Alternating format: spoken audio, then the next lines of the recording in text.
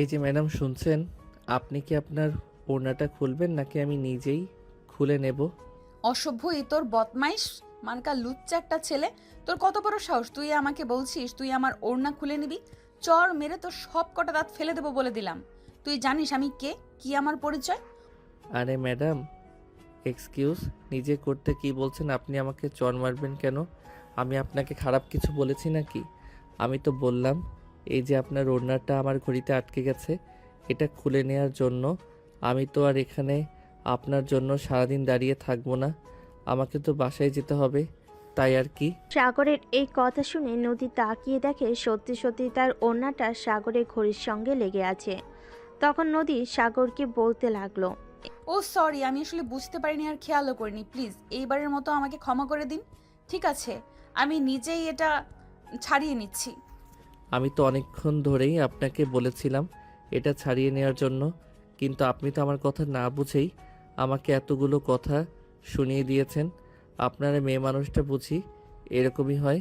দেখুন, আপনি এসব কি বলছেন? মেয়ে মানুষরা এরকমই হয় মানে? আমি দেখতে পাইনি আপনার ঘড়ির সঙ্গে আমার ওড়নাটা পেঁচিয়ে গেছে, তাই বলে কি আপনি আমাকে এইভাবে কথা শোনাবেন নাকি? তাছাড়া আপনারা ছেলে মানুষরাই বা কেমন? আমি তো আপনাকে সরি বলেছি, তারপরও আপনি এভাবে গায়ে পড়ে আমার সঙ্গে কথা বলছেন কেন? সুন্দরী মেয়ে মানুষ দেখলেই বুঝি কথা বলতে ইচ্ছে করে। আজ্ঞে না ম্যাডাম, আমার চরিত্র সেরকম নয়। আপনি তো ইচ্ছে করেই আমার ঘড়ির সঙ্গে আপনার ওড়নাটা পেঁচিয়ে দিয়েছেন আমার সঙ্গে কথা বলার জন্য, কিন্তু আমার যেরকম কোনো ইচ্ছা নেই আপনার সঙ্গে কথা বলার।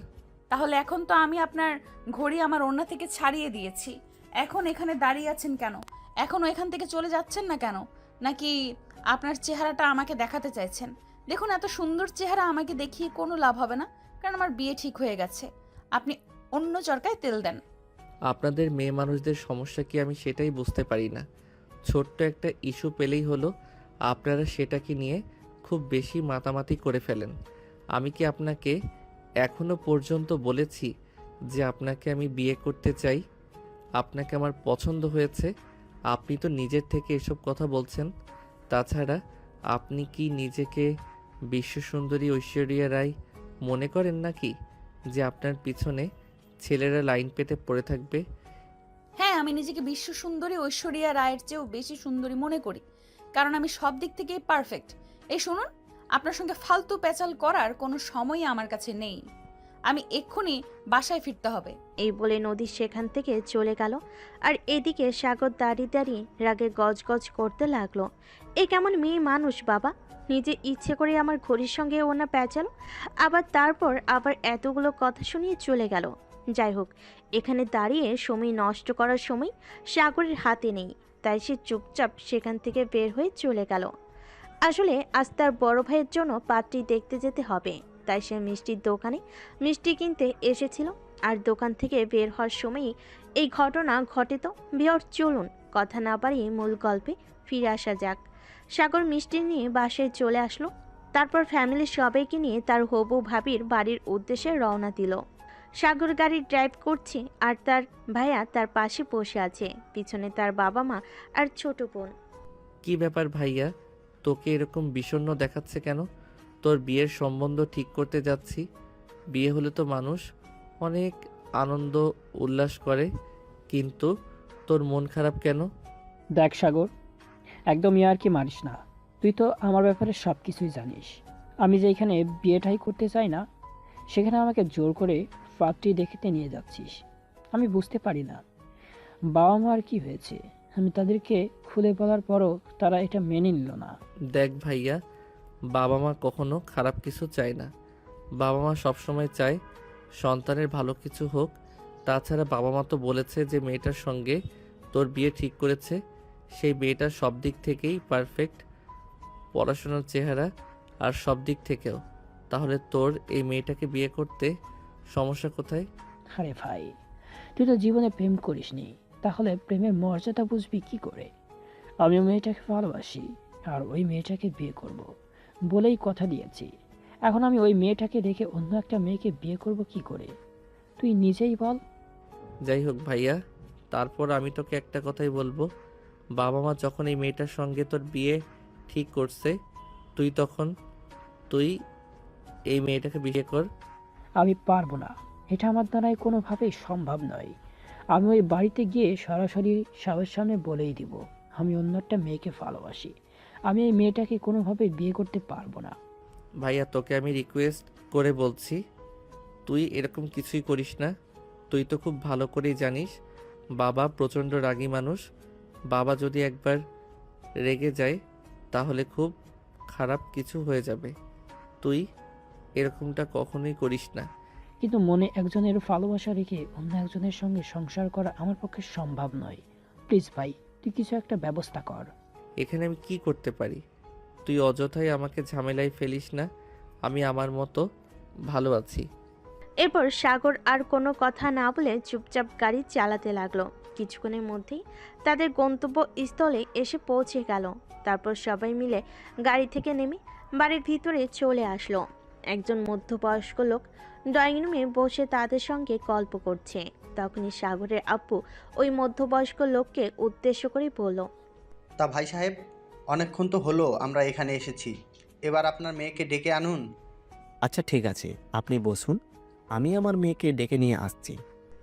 এই বলে নদীর আব্বু সেখান থেকে উঠে সোজা নদীর রুমে চলে আসলো।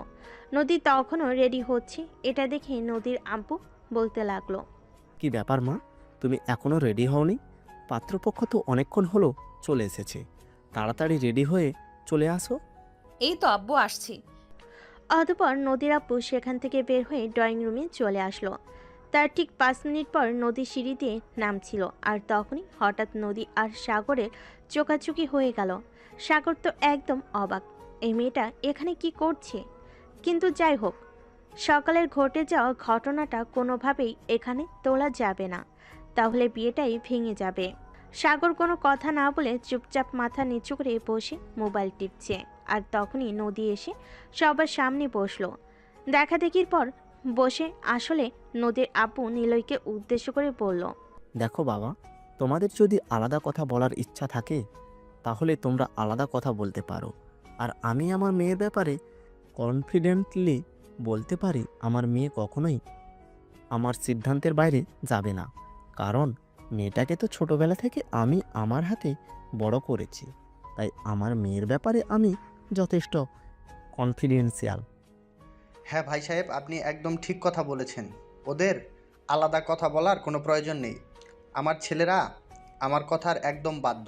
আমি ওদেরকে যা বলবো ওরা তাই করবে। ওরা কখনোই আমার কথার বিরুদ্ধে গিয়ে কিছু করবে না। তাহলে তো আর কোনো সমস্যাই রইল না। কি ভাই সাহেব, এবার আমরা বিয়ের দিন তারিখ ফাইনাল করতে পারি? হ্যাঁ অবশ্যই, কেন নয়। তাছাড়া আমার ছেলের তো আমেরিকার ভিসা হয়ে গেছে, সে তো কয়েকদিনের মধ্যেই চাকরির জন্য আমেরিকা চলে যাবে। তাই আমি চাইছি বিষয়টা তাড়াতাড়ি হয়ে যাক, তারপর না হয় সে তার বউকে নিয়ে তারপরে দেশের বাইরে চলে যাক। হ্যাঁ ভাই সাহেব, এটা আপনি একদম ঠিক কথাই বলেছেন। তাহলে বিয়ের কাজ তাড়াতাড়ি সেরে ফেলা যাক তো। যাক, তো আমি বলছিলাম আগামী সপ্তাহে ডেট ফেললে কেমন হয়? হ্যাঁ, এটা একদম আপনি ঠিক কথা বলেছেন। তাহলে আগামী সপ্তাহে বিয়ের তারিখ ফাইনাল করা হলো, আর এর মধ্যে আমরা সব কিছুর ব্যবস্থা করে ফেলতে পারবো। তবে ভাই সাহেব, আপনাকে একটা রিকোয়েস্ট আছে। আপনি কিন্তু নিজের পয়সা খরচ করে কিছু করতে যাবেন না। দেখুন, আল্লাহ পাক রাব্বুল আলামিন টাকা পয়সা অর্থ সম্পদ সব কিছু আমাকে মোটামুটি দিয়েছে, যেটা দিয়ে আমি চলে যেতে পারবো। তাছাড়া আমি চাই বিয়ের সমস্ত খরচাপাতি আমি আমার পকেট থেকে করি, আপনার পকেট থেকে যেন দুয়ানা খরচ না হয়। আরে বেয়াই মশাই, এটা আপনি কি কথা বলছেন? নদী আমার একমাত্র মেয়ে, তার বিয়েতে আমি কেন খরচ করব না? এটা হয় নাকি? তার মা মরা মেয়ে, মেয়েটাকে ছোটবেলা থেকে আমি অনেক কষ্টে লালন পালন করে মানুষ করেছি, তাই আমি চাই আমার মেয়েটাকে সাধ্যমতো সাজিয়ে দিতে। দেখুন, আপনাকে তো আমি আগেই বললাম, আমি চাই না আমার পুত্রবধূ আপনার বাড়ি থেকে একটা সুতা পর্যন্ত নিয়ে যাক। কারণ আল্লাহ পাক আমাকে অনেক দিয়েছেন, আমি আমার পুত্রবধূকে সাজিয়ে গুছিয়ে নিতে পারবো।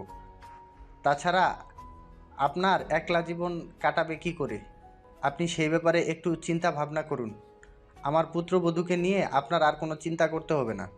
তারপর তাদের মধ্যে বেশ কিছুক্ষণ গল্প গুজব চলতে লাগলো। গল্প গুজব শেষ হলে খাওয়া দাওয়ার আয়োজন করা হয়। সবাই মিলে একসঙ্গে ডাইনিং টেবিলে বসে খাবার খাচ্ছিল।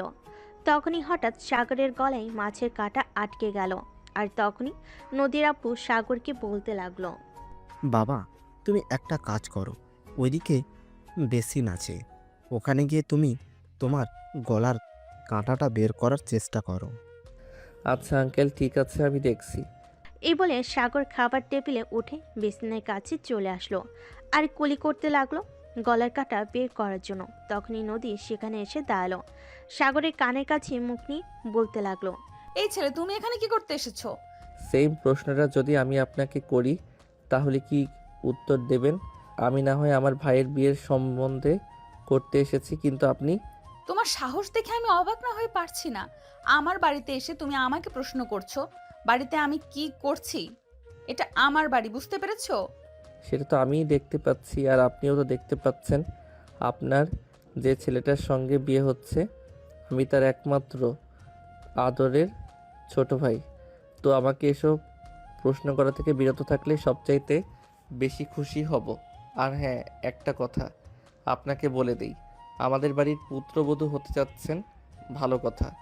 নিজের এসব ডেমাগ কমিয়ে ফেলুন, কারণ এরকম অহংকারী মানুষদের আমরা খুব একটা পছন্দ করি না। আমরা চাই আমাদের বাড়িতে যে থাকবে সে আমাদের মতোই সহজ সরল আর সাধারণ কেউ হোক। কিন্তু আমি মোটেও সেরকম নই। আমি আমার মতোই। আমি কাউকে এতটাও প্রশ্রয় দিতে চাই না যে কেউ একজন মানুষ আমার মাথায় চড়ে বসুক। শুনুন, আপনি না বড্ড অহংকারী।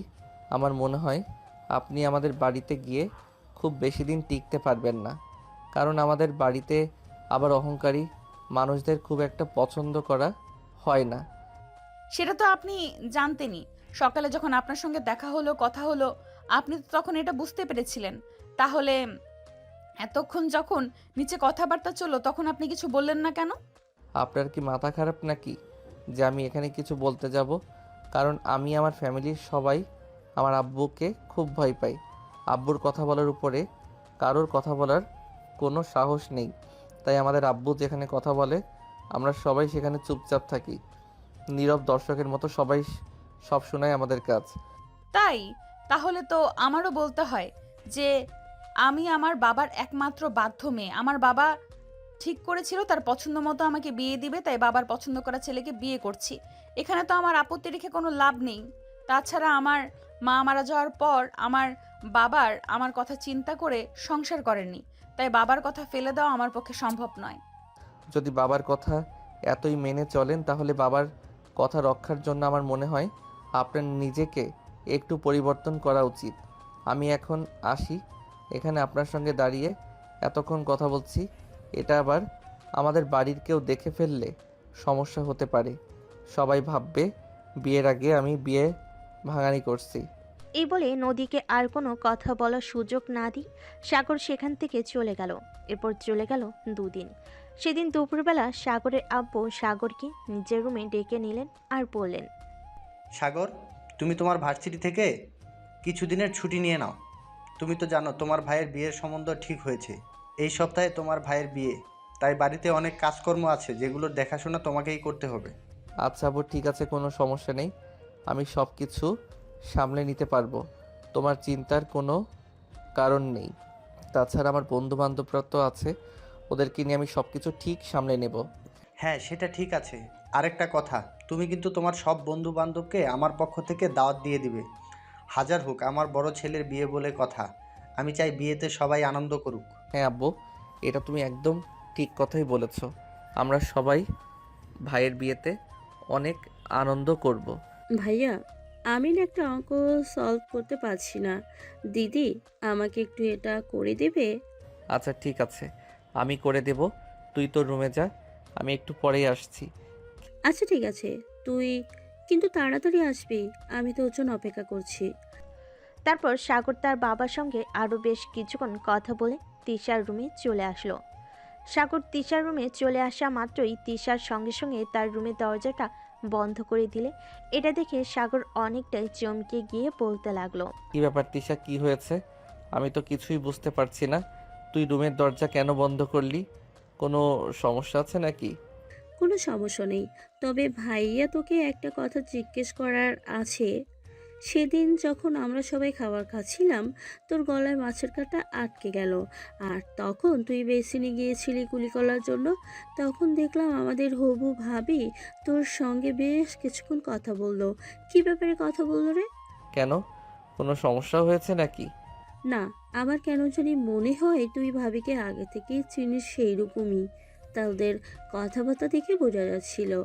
অন্য কেউ সেটা খেয়াল না করলেও আমি খেয়াল করেছিলাম। এবার তুই আমাকে সত্যটা বল।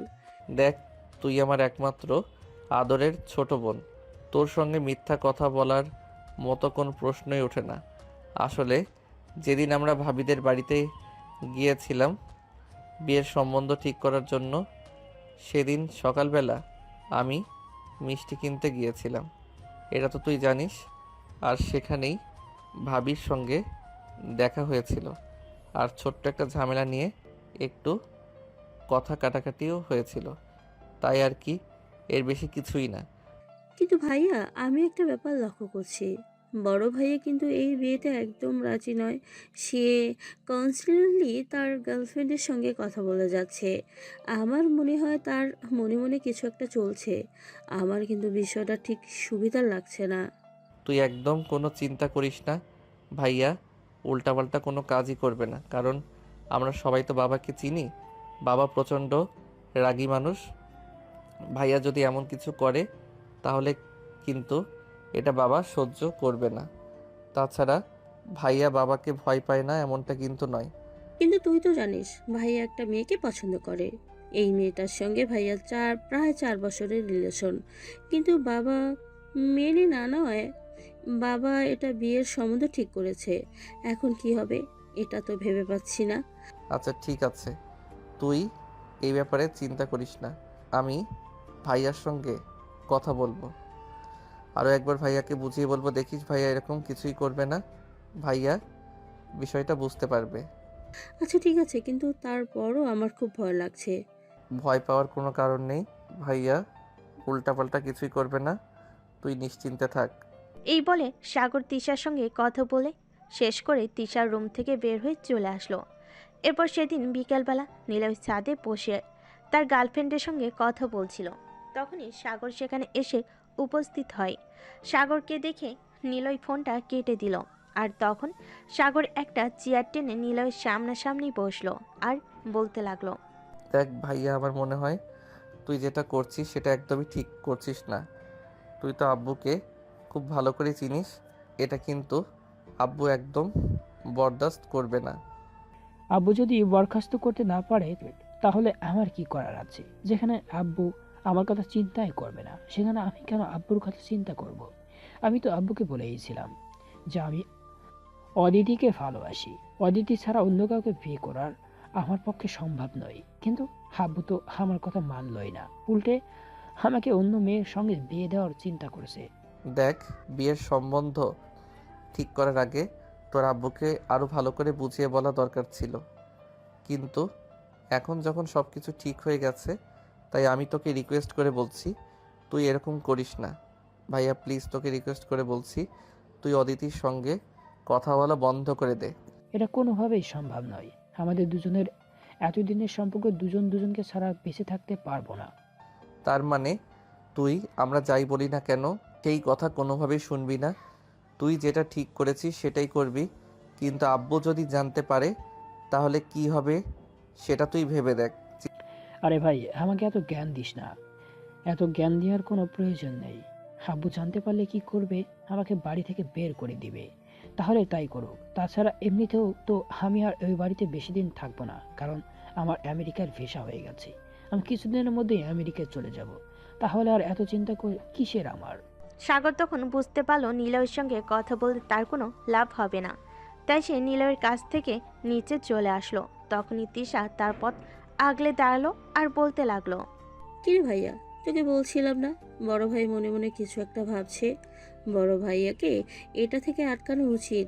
আব্বু এগুলো একদম বরখাস্ত করবে না। আব্বু কিন্তু এগুলো শুনতে পেলে প্রচন্ড রেগে যাবে। চিন্তা করিস না, আমি আম্মুর সঙ্গে কথা বলে দেখি কিছু করা যায় কি না।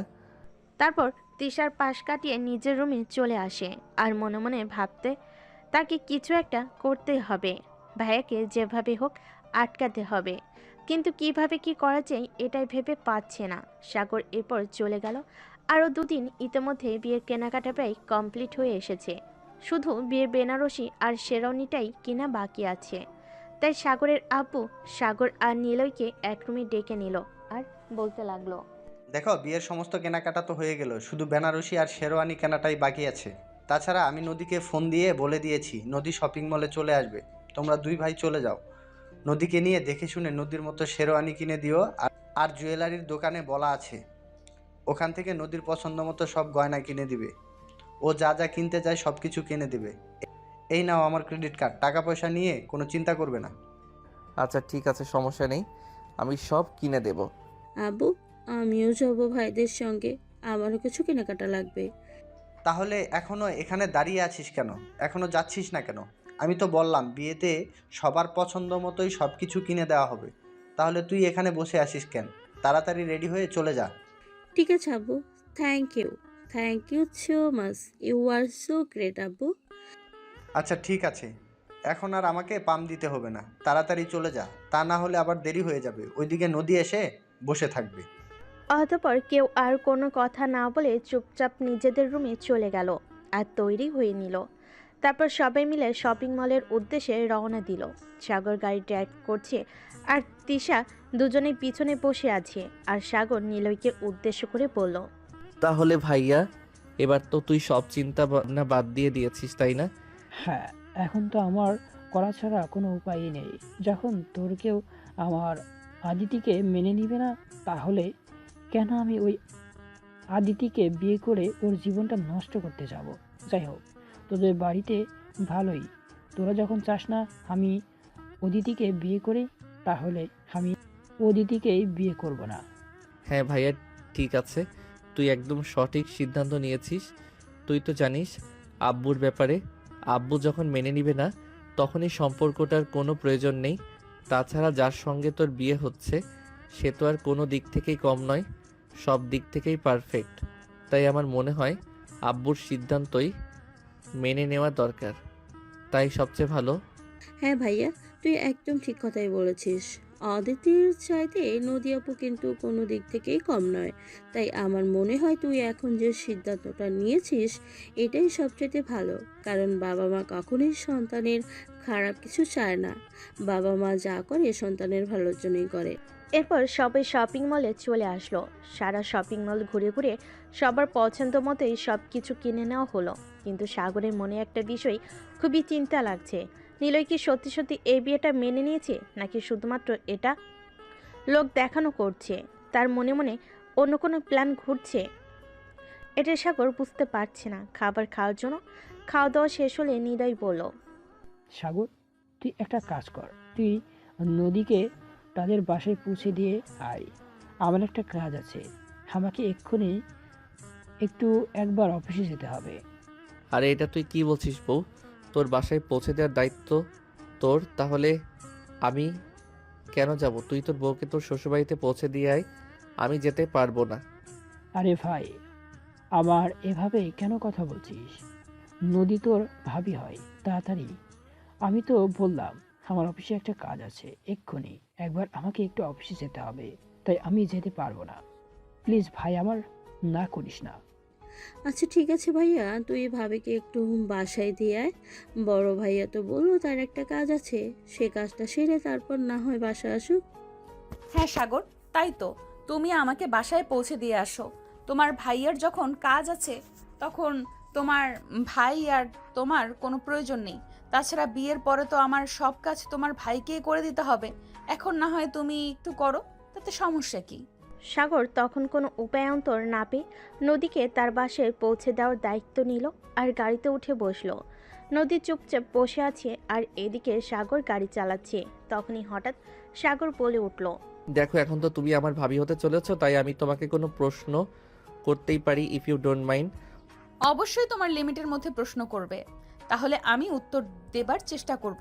কিন্তু তুমি কখনোই তোমার লিমিটের বাইরে গিয়ে আমাকে কোনো প্রশ্ন করবে না যেটার উত্তর আমি তোমাকে দিতে পারবো না। অবশ্যই, আমি কেন আমার লিমিটের বাইরে গিয়ে তোমাকে কোনো প্রশ্ন করব? আমি আমার লিমিটের মধ্যেই তোমাকে প্রশ্ন করব। আচ্ছা, তুমি আমায় ছোট্ট করে একটা কথা বলো, তুমি কি কখনো কাউকে ভালোবেসেছো? ভালোবাসা আর আমি, প্রেম ভালোবাসা কখনোই আমার জীবনে সেভাবে আসেনি। আর প্রেম করার মতো সময়টাও আমি পাইনি। যতদিন পড়াশোনা করেছি ততদিন শুধু পড়াশোনা নিয়ে ব্যস্ত থেকেছি। আর এখন তো জানো, ছোট একটা চাকরি করছি, অফিসে প্রচুর কাজের চাপ। তাই প্রেম করার মতো সময় তো আমার কখনোই হয়ে ওঠেনি। ও আচ্ছা, তাহলে তো ভালোই। তাহলে তো বলাই চলে যে আমার ভাইয়া বিয়ের পর একটা ইনটেক জিনিস পাবে। মানে তুমি কি বলতে চাইছো? আমি তো কিছুই বুঝতে পারছি না, একটু খুলে বলবে কি? না মানে আসলে আমি তোমাকে এটাই বলতে চাইলাম আর এটাই বোঝাতে চাইলাম যে দেখো, এই যুগের মেয়েরা প্রেম করলেই ফিজিক্যাল রিলেশন তাই সবচাইতে বেশি গুরুত্বপূর্ণ হয়ে দাঁড়ায়। ছেলেরা এরকম মেয়েদেরকে ফোর্স করতে থাকে যে ফিজিক্যাল রিলেশন না করলে ওদের সঙ্গে আর ছেলেরা রিলেশন কন্টিনিউ করবে না। তখন মেয়েরা বাধ্য হয়ে ফিজিক্যাল রিলেশন করে। আর তুমি যখন কখনো প্রেমই করনি তাহলে তো এসব নিয়ে চিন্তা নেই। হ্যাঁ, সেটা তুমি একদম ঠিক কথাই বলেছ। এই যুগে প্রেম করতে হলে ফিজিক্যাল রিলেশনটাই সবার আগে। কারণ এই যুগের ছেলেরা তো আবার মেয়েদের শরীর ছাড়া কিছু বোঝে না।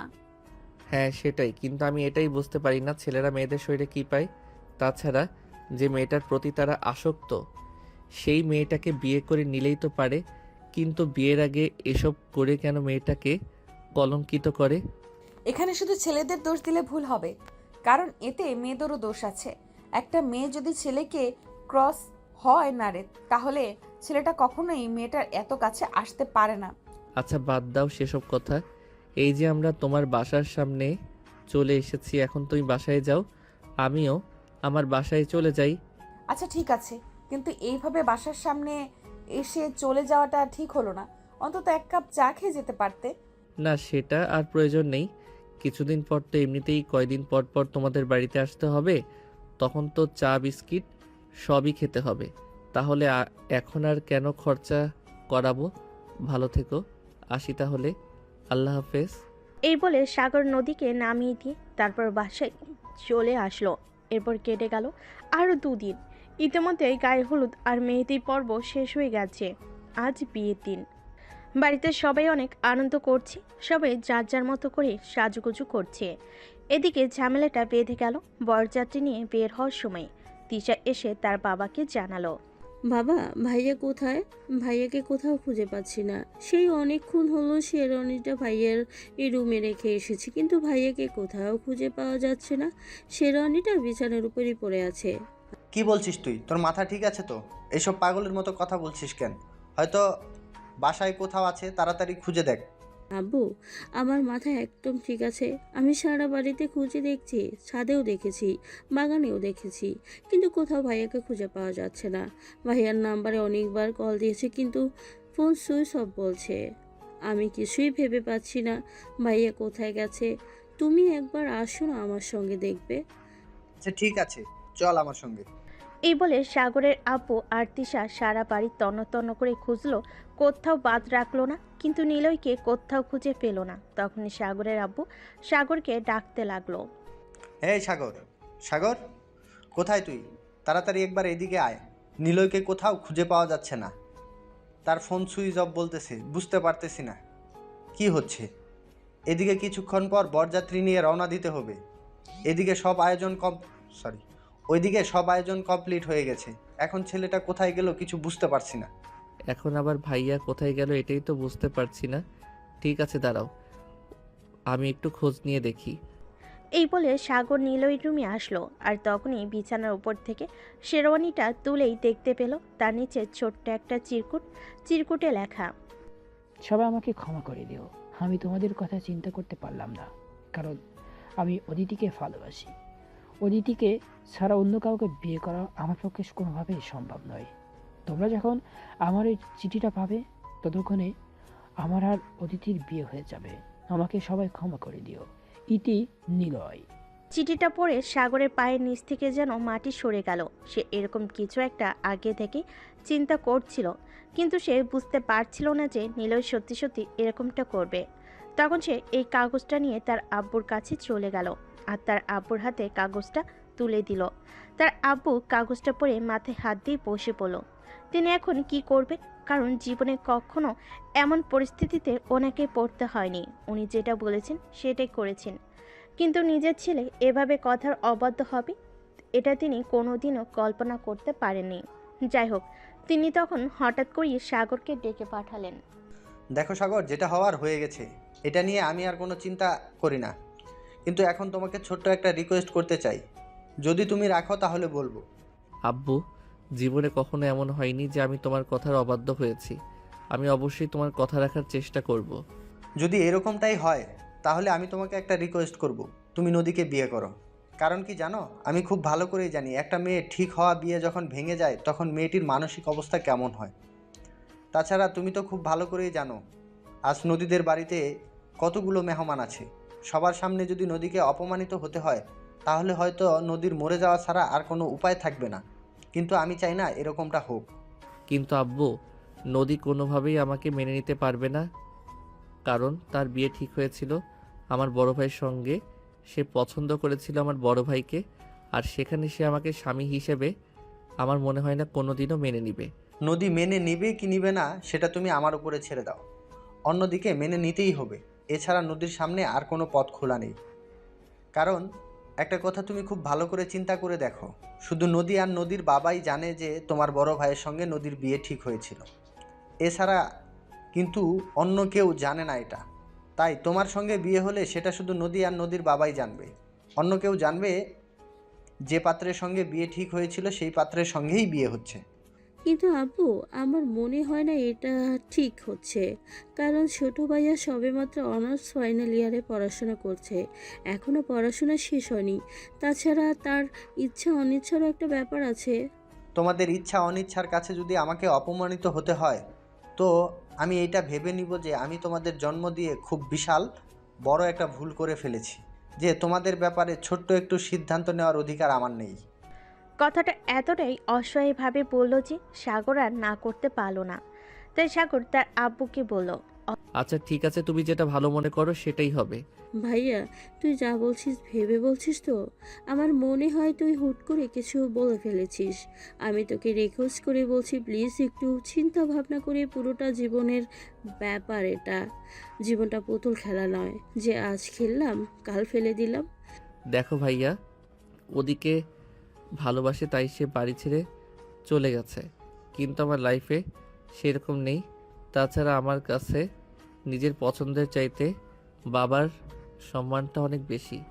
কারণ তুই খুব ভালো করে জানিস বাবাকে আমি কতটা ভালোবাসি।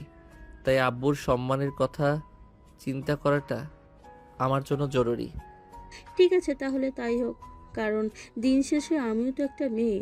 আমার যদি এভাবে বিয়েটা ভেঙে যেত তাহলে আমি অনেক কষ্ট পেতাম। তাই আমি চাই না আমার সামনে অন্য একটা মেয়ে কষ্ট পাক। অতঃপর সবাই মিলে নিলয়ের জায়গায় সাগরকে বর সাজিয়ে নদীদের বাড়িতে নিয়ে যাওয়া হলো। আর তারপর কাজী সাহেবকে সব কিছু বুঝিয়ে বলে, নদীর আব্বুকে সব কিছু বুঝিয়ে বলে সাগরের সাথে নদীর কাছে গোপন রাখতে বলা হলো। নদীর আব্বুকে সব কিছু বুঝিয়ে বলে সাগরের কথাটা নদীর কাছে গোপন রাখতে বলা হলো। অতঃপর সব কিছু গোপন রেখে সাগরের সঙ্গে নদীর বিয়েটা হয়ে গেল। আর তারপর নদীকে সাগরদের বাড়িতে নিয়ে আসা হলো। নদী বাসর ঘরে বসে অপেক্ষা করছে নিলয়ের জন্য, কিন্তু সে ভুল করেও জানতো না এখানে নিলয়ের জায়গায় সাগর আসবে। নদী বাসর ঘরে বসে অপেক্ষা করছে, তখনই তিশা সাগরকে রুমে দিয়ে গেল আর বাহির থেকে দরজাটা বন্ধ করে দিল। সাগর রুমে এসে পাগড়িটা রেখে আলমারি থেকে পাঞ্জাবি বের করে সেটা নিয়ে ওয়াশরুমে চলে গেল। নদী তখনও তার দিকে ফিরে তাকায়নি। সাগর শেরওয়ানিটা খুলে একটা পাঞ্জাবি পরে নদীর পাশে এসে বসলো। তখনই সেই নদীকে বলতে লাগলো, আই এম সরি নদী, সব কিছুর জন্য সরি, কিন্তু এটা করা ছাড়া অন্য কোনো উপায় ছিল না। আমি চাইনি তোমাকে এবং তোমার বাবাকে সমাজের মানুষের সামনে অপমানিত হতে হোক। কথাটা শুনে নদীর চোখ তুলে তাকালো সাগরের দিকে। আর বাসর ঘরে নিলয়ের জায়গায় সাগরকে দেখতে পেয়ে সে একদম চিৎকার করে উঠল। কি ব্যাপার সাগর, তুমি এখানে বড় ভাইয়ের বাসর ঘরে আসতে তোমার একটুও লজ্জা করছে না? সরি নদী, তুমি আমাকে ভুল বুঝতেছো, সেরকম কিছুই না। তোমার আমার সঙ্গে বিয়ে হয়েছে, তুমি প্লিজ মাথাটা ঠান্ডা করো আর আমাকে বিষয়টা বুঝিয়ে বলতে দাও। তুমি আমাকে কি বুঝিয়ে বলবে, আমি তো সেটাই ভেবে পাচ্ছি না। কিন্তু তুমি এখানে কি করছো? এখানে তো তোমার ভাইয়ের থাকার কথা। তোমার ভাইয়া কোথায়? তোমার ভাইয়াকে এখনই ডেকে নিয়ে আসো। ভাইয়া এখানে নেই, আর ভাইয়া এখানে আসবেও না। তুই প্লিজ তোর মাথাটা ঠান্ডা করো আর আমি তোমাকে যেটা বলতে চাইছি সেটা বলতে দাও। মানে তুমি কি বলছো? তোমার ভাইয়া কোথায় বলো? তোমার ভাইয়া কি আমার সঙ্গে রাগ করেছে? তাহলে আমি তার রাগ ভাঙিয়ে এখানে নিয়ে আসব। বলো আমাকে। নদী ভাইয়া অন্য একটা মেয়েকে ভালোবাসতো আর তাকে নিয়ে ভাইয়া পালিয়ে গেছে। প্লিজ তুই মাথাটা ঠান্ডা করো আর আমার কথা শোনো। মানে কি এসব এসেছে? যদি অন্য একটা মেয়েকেই পছন্দ করি, তাহলে অন্য মেয়েকেই ভালোবাসে, তাহলে আমার সঙ্গে এই বিয়ে বিয়ে নাটক করলো কেন? আমি কি নিজের ইচ্ছায় তাকে বিয়ে করতে বলেছিলাম, নাকি তোমার বাবাই তো তাকে নিয়ে আমাদের বাড়িতে গেল আমার সঙ্গে বিয়ে দেবে বলে? তাছাড়া আমিও অতটা ফেলনা নই যে কেউ ইচ্ছে করলেও আমার আবেগ অনুভূতি নিয়ে সে খেলবে। নদী আমি সেটা জানি আর আমার ফ্যামিলির সবাই সেটা বুঝতে পেরেছে বলেই কিন্তু তোমাকে আমার সঙ্গে বিয়ে দিয়েছে। তা না হলে কিন্তু আমি ভাইয়ার জায়গায় বর সেজে কখনোই তোমাদের বাড়িতে যেতাম না। তাছাড়া তুমি একটাবার চিন্তা করে দেখো, তোমার ভাইয়ার সঙ্গে বিয়ে ঠিক হয়েছে সেটা কিন্তু শুধু তুমি আর তোমার বাবা জানতে, অন্য কেউ জানতো না। তাই আমার বাবা এরকম পরিস্থিতিতে পড়ে তোমার বাবাকে সব কিছু বুঝিয়ে বলেছে আর তোমার বাবা সেটা মেনে নিয়েছে। কিন্তু আমি এটা মানি না, কারণ আমার সঙ্গে বিশাল প্রতারণা করা হয়েছে। এটা আমি কোনোভাবেই মেনে নেব না। তাছাড়া আমি তোমার কথা কেন বিশ্বাস করব? ওকে ফাইন, ঠিক আছে, আমার কথা তোমাকে বিশ্বাস করতে হবে না। তুমি এখনই তোমার আব্বুকে ফোন দাও, তোমার আব্বু তোমাকে সব কিছু খুলে বলবে, তখন নিশ্চয়ই তুমি আমাকে আরও বিশ্বাস করতে পারবে না। তখন নদী আর এক মুহূর্ত দেরি না করে সঙ্গে সঙ্গে তার আব্বুর নাম্বারে ফোন দিল। আর তখন তার আব্বু তাকে সব কিছু খুলে বলে। সে কথাটা বিশ্বাস করলো, সেটা কোনোভাবেই মেনে নিতে পারছে না। জীবনে কোনোদিন প্রেম করিনি আমার সঙ্গে কেউ প্রতারণা করবে বলে, আর এখন কিনা আমাকে বিয়ে করতে এসে প্রতারণার শিকার হতে হলো। আমি মানি না এই বিয়ে, আর জীবনে বিয়ের কোনো প্রয়োজন নেই। তুমি আমাকে ডিভোর্স দিবে এবং তুমি কোনোভাবেই আমার সঙ্গে কোনো সম্পর্ক স্থাপনের চেষ্টা করবে না। আচ্ছা ঠিক আছে, আমি খুব ভালো করে জানি ভালোবাসা কখনোই কারোর কাছ থেকে জোর করে আদায় করা যায় না। তুমি যদি কোনো দিনও মনে করো যে আমি তোমাকে বিয়ে করে ভালো করেছি, আমি তোমার জন্য উপযুক্ত, আমি তোমার পাশে দাঁড়াতে পারি, সেই যোগ্যতাটা আমার আছে, তাহলে আমি তোমার কাছে ভালোবাসার দাবি নিয়ে আসব। কিন্তু তার আগে কখনই ভালোবাসার দাবি নিয়ে তোমার সামনে দাঁড়াবো না আর কখনো অধিকার আদায় করতে চাইবো না। এই বলে সাগর আলমারি থেকে একটা চাদর আর একটা বালিশ বের করে বেলকনিতে গিয়ে ঘুমিয়ে পড়লো। আর এইদিকে নদী সারা রাত বিছানায় বসে কান্না করলো। সকাল 7টার দিকে সাগর ঘুম থেকে উঠে দেখতে পেল নদী তখনও বিছানায় বসে বসে কান্না করছে। তখন সে নদীর পাশে গিয়ে বসলো আর নদীর মাথায় হাত রেখে বলল, দেখো প্লিজ, তুমি এভাবে কান্না করো না। তোমাকে একটা কথা বলতে চাই, প্লিজ আমার কথাটা রাখো। আব্বু অনেক আশা নিয়ে তোমাকে আমাদের বাড়ির বউ করে এনেছে, তাই আমি চাই না আব্বু আম্মু কোনো কষ্ট পাক। আমার সঙ্গে এত বড় একটা প্রতারণা করা হলো, আর এখন কিনা তুমি বলছো তুমি চাও না তোমার আব্বু আম্মু কোনো কষ্ট পাক? তাহলে তোমার আব্বু আম্মু কষ্ট না পাওয়ার জন্য আমি কি করতে পারি বলো? আমি চাই আমাদের মধ্যে যা হয়েছে বা যা হয়নি এ ব্যাপারে বাহিরের কেউ কিছু জানতে না পারুক। তুমি সবার সঙ্গে ভালোভাবে কথা বলো, সবার সঙ্গে ভালো আচরণ করো, যাতে কেউ বুঝতেই না পারে এখানে কিছু একটা ঝামেলা হয়েছে। মানে? মানেটা খুবই সিম্পল।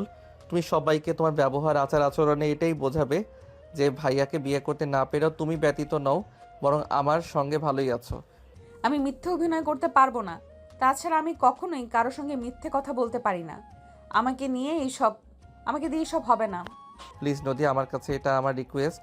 আমি কখনোই তোমার স্বাধীনতার ব্যাপারে হস্তক্ষেপ করব না। তুমি যেভাবে থাকতে চাও সেভাবেই থাকবে, তোমার যা করতে ইচ্ছা করে তুমি তাই করবে। আমার ফ্যামিলির মানুষ যদি সে ব্যাপারে তোমাকে বাধা প্রদান করে তাহলে আমি তোমাকে সহযোগিতা করব, কিন্তু প্লিজ আমার ফ্যামিলির মানুষগুলোকে কষ্ট পেতে দিও না। এরপর সাগর নদীকে আরো অনেক করে বুঝিয়ে বলল। আর তারপর নদী সেটা মেনে নিল আর সাগরকে বলল, আচ্ছা ঠিক আছে, আমি আপাতত তোমার কথা মেনে নিলাম। কিন্তু হ্যাঁ, এই কথাটা সত্য যে আমি কোনো দিনও কিন্তু তোমার সঙ্গে সংসার করব না।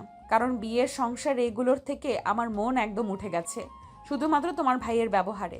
তোমার ভাইয়া অন্য একটা মেয়েকে পছন্দ করে আর ভালোবাসে, সেটা যদি আমাকে বলতো তাহলে আমি যেইভাবেই পারি এই বিয়েটা ভেঙে দিতাম। কিন্তু এত বড় প্রতারণার শিকার আমাকে হতে হতো না। আচ্ছা ঠিক আছে, তাহলে এখন ঘুম থেকে উঠে ফ্রেশ হয়ে নাও। আলমারিতে তোমার জন্য কিছু শাড়ি রাখা আছে, ওগুলো থেকেই কোনো একটা শাড়ি পরে নাও।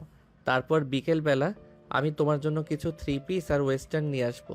আর একটা কথা মনে রেখো, এই বিয়েটা করার জন্য যেমন তুমিও মানসিকভাবে প্রস্তুত ছিলে না, আমিও কিন্তু এই বিয়েটা করার জন্য একদমই মানসিকভাবে প্রস্তুত ছিলাম না। তাই তুমি আমাকে দোষারোপ করো না প্লিজ। এই কথা বলতে বলতে সাগর ওয়াশরুমে ঢুকে গেল। আর এদিকে নদীও বেশ কিছুক্ষণ চিন্তা ভাবনা করে তারপর বিছানা থেকে নেমে আলমারি থেকে শাড়ি নিয়ে ফ্রেশ হয়ে নিচে চলে গেল নাস্তা করার জন্য। এদিকে তার শাশুড়ি মা অনেকক্ষণ আগে সবার জন্য নাস্তা তৈরি করে তাদের জন্যই অপেক্ষা করছিল। তারপর তারা চলে আসলে সবাই মিলে একসঙ্গে নাস্তা করে নিল। আর তখন সাগরের আব্বু নদীকে বলল, বৌমা, আজ থেকে তুমি আমার আরেকটা মেয়ে, তাই তোমাকে একটা রিকোয়েস্ট করে বলছি, প্লিজ যা হয়েছে সেটা ভুলে যাও। আমার ছেলেটা এরকম করবে এটা আমি কোনোদিন কল্পনাও করতে পারিনি। না বাবা, ঠিক আছে, আমি কিছু মনে করিনি, আপনি চিন্তা করবেন না। আচ্ছা বাবা, ঠিক আছে। তাহলে একটা কাজ করো, তুমি নাস্তা শেষ করে রুমে চলে যাও। কিছুক্ষণের মধ্যেই পার্লারের মেয়েরা চলে আসবে আর তোমাকে সাজিয়ে দেবে, আমি ওদেরকে বলে দিয়েছি। আচ্ছা বাবা, ঠিক আছে। ভাবি, আমার কিন্তু তোমার কাছে কিছু চাওয়ার আছে। আমাকে কিন্তু অবশ্যই সেটা দিতে হবে। তোমার একটা জিনিস আমার অনেক পছন্দ হয়েছে। অবশ্যই, কেন নয়? তুমি আমার একটা মাত্র ননদিনী, তুমি আমার কাছে কিছু চাইবে আর আমি তোমাকে সেটা দেব না, এমনটা হতে পারে নাকি? তোমার যা লাগবে তুমি তাই নিয়ে নিও আমার কাছ থেকে, আমি তোমাকে কখনোই নিষেধ করব না। তাছাড়া আমার কোনো বোন নেই, তুমি চাইলে আমার বোনের মতো হয়ে আমার কাছে থাকতে পারো। সত্যি ভাবে জানো, আমিও চাইতাম আমার একটা বড় বোন থাকুক, কিন্তু সেটা তো আর হয়নি। আজ থেকে তুমি আমার বড় বোন। হয়েছে, এখন প্যাচাল বন্ধ করে তাড়াতাড়ি নাস্তাটা শেষ করে কিছু কাজ আছে সেগুলো তুই আমাকে হেল্প করবি।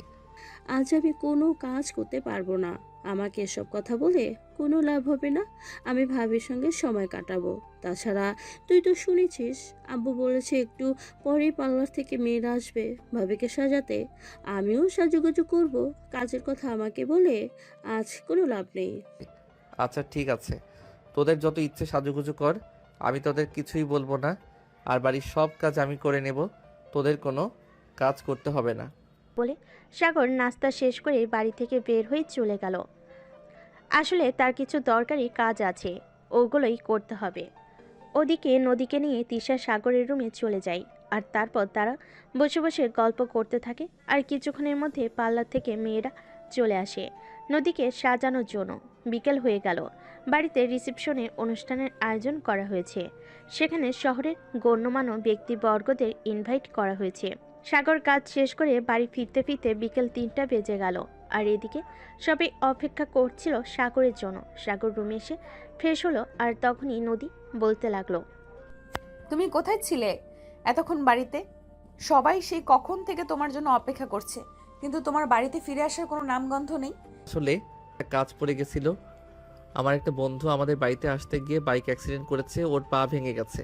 ওকে নিয়ে হসপিটালে গেছিলাম, তাই বাসায় ফিরে আসতে দেরি হলো। সেটা অন্তত আমাকে একবার ফোন দিয়ে জানানো উচিত ছিল, তাহলে হয়তো সবাই এত টেনশন করতো না, আর আমিও এত টেনশন করতাম না। I am so sorry. আসলে আমার খুব ভালো বন্ধু তো, ওর অ্যাক্সিডেন্টের খবর শুনে আমার মাথা ঠিক ছিল না। হসপিটালের ফর্মালিটি শেষ করে আসতে দেরি হয়ে গেল। ঠিক আছে, সমস্যা নেই, আমি এক্ষুনি রেডি হয়ে আসছি। এই বলে সাগর তাড়াহুড়ো করে রেডি হয়ে নিল। তারপর নদীকে নিয়ে রিসেপশনে চলে আসলো। সেখানে অনেক মেহমান উপস্থিত ছিল। তাদের সঙ্গে সময় কাটিয়ে নদীরও খুব ভালো লাগলো। তারপর দেখতে দেখতেই অনুষ্ঠান শেষ হয়ে গেল। আর রাত আনুমানিক 10টার দিকে সমস্ত মেহমান নিজেদের বাড়িতে চলে গেল। নদী ও সাগরকে নিয়ে রুমে চলে আসে। রুমে যে সাগর বিছানায় শুয়ে আছে, মোবাইল টিপাটিপি করছিল। আর নদী তখন কাপড় চোপড় চেঞ্জ করে আর রুমে আসে। ড্রেসিং টেবিলের আয়নার সামনে বসে চুলগুলো ঠিক করতে করতে বলল, কালকে তো ব্যালকনিতে ঘুমিয়েছো, আজ কোথায় ঘুমাবে? তুমি যখন তোমার সঙ্গে এক বিছানায় আমাকে ঘুমাতে দেবে না, তাহলে তো আমাকে বেলকনিতেই ঘুমাতে হবে। এছাড়া তো অন্য কোনো উপায় নেই। এমনিতেই ঝড় বৃষ্টির রাত, বাইরে দিয়ে ঘুমানোর দরকার নেই, খাটের একপাশে ঘুমিয়ে পড়ো। না, সেটার কোনো প্রয়োজন নেই। আমার আবার ঘুমের মধ্যে হাত পা ছোড়াছুড়ি করার অভ্যাস আছে। তখন যদি আবার হাত পা তোমার উপর চলে যায়, তখন তো তুমি আবার আমাকে হাজারটা কথা শোনাবে। বললাম তো বিছানার মাঝখানে একটা কোলবালিশ দিয়ে তারপর বিছানার ওই পাশে শুয়ে পড়ো, আমি এই পাশে ঘুমিয়ে পড়বো, কোনো সমস্যা হবে না। তাছাড়া এটা তোমার বাড়ি, তোমার ঘর, কেন এখানে আমি মাতব্বরি করতে যাব? এটা একদম ঠিক হচ্ছে না। তোমার বিছানায় তুমি ঘুমাবে, এটাই তো সঠিক। হ্যাঁ, কিন্তু তুমি আমার বিয়ে করা বউ, তোমার ভালো মন্দ দেখভাল করার দায়িত্ব আমার, তাই আমি তো তোমাকে খারাপ অবস্থায় রেখে আমি ভালো অবস্থায় থাকতে পারি না। বললাম তো এত কথা বলবে না। এত কথা বলা কিন্তু আমার একদমই পছন্দ লাগে না।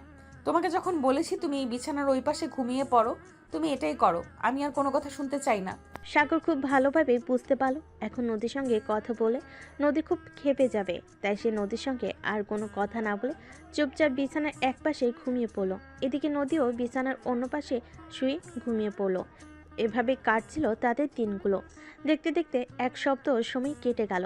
সেদিন হঠাৎই নদী সাগরকে বলল, দেখো, তুমি খুব ভালো করেই জানতে আমি ছোট্ট একটা চাকরি করতাম। আমি চাই সেটা এখনো কন্টিনিউ করতে। হ্যাঁ, এটা তো খুব ভালো কথা।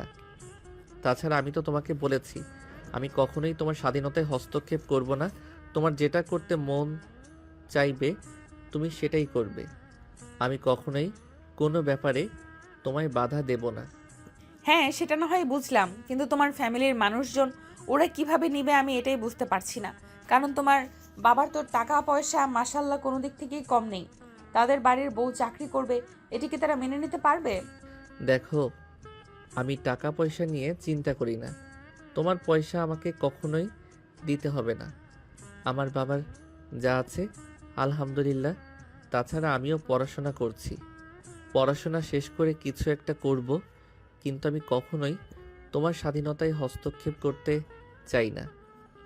আচ্ছা ঠিক আছে, কিন্তু তোমার আব্বু আম্মুর কাছে যদি তুমি এ ব্যাপারে কথা বলতে, তাইলেই সবচাইতে বেশি ভালো হইতো। ঠিক আছে, সমস্যা নেই। আব্বু আম্মুর সঙ্গে আমি কথা বলে নেব এ ব্যাপারে। তোমাকে কোনো চিন্তা করতে হবে না। একটা কথা মনে রেখো, তুমি এই বাড়িতে সম্পূর্ণ স্বাধীনতায় থাকবে। কেউ তোমার স্বাধীনতায় হস্তক্ষেপ করবে না। এই বলে সেদিন বিকেলবেলা সাগর তার আব্বুর সঙ্গে এই ব্যাপারে কথা বলতে চায়, কিন্তু তার আব্বু অন্যদিকে চাকরি করতে দিতে কোনোভাবেই রাজি হচ্ছিল না। অবশেষে সাগর তার আব্বুকে বলল, দেখো বাবা, তোমাকে একটা কথাই বলতে চাই। নদী এই বাড়িতে স্বাধীনতাহীনতায় ভুগুক, সেটা আমি কখনোই চাই না। তাছাড়া সে আমার বউ, তাই আমি চাই সে সব সময় এটা ফিল করুক যে সে আমার বউ হয়ে কোনো ভুল করেনি। আচ্ছা ঠিক আছে, তোর বউকে তুই কিভাবে রাখবি সেটা তোর ব্যক্তিগত ব্যাপার, তাই আমি তোকে এই ব্যাপারে কিছু বললাম না। তোর যেটা ভালো মনে হয় তুই সেটাই কর। ধন্যবাদ আব্বু, আমি জানতাম তোমাকে বুঝিয়ে বললে তুমি বিষয়টা বুঝতে পারবে। যাই হোক, তাহলে আমি এই খবরটা নদীকে দিয়ে আসি। নদী খবরটা শুনতে পেলে অনেক খুশি হবে। এই বলে সাগর দৌড়ে রুমে চলে আসে। রুমে এসে দেখে নদী বিছানার এক পাশে বসে আছে।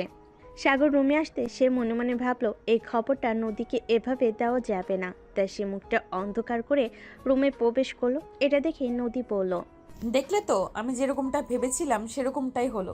তোমার আব্বু আম্মু কখনোই আমার বাইরে চাকরি করাটা অ্যালাউ করবে না। আরে না, আব্বু তো তোমাকে চাকরি করার পারমিশন দিয়েছে।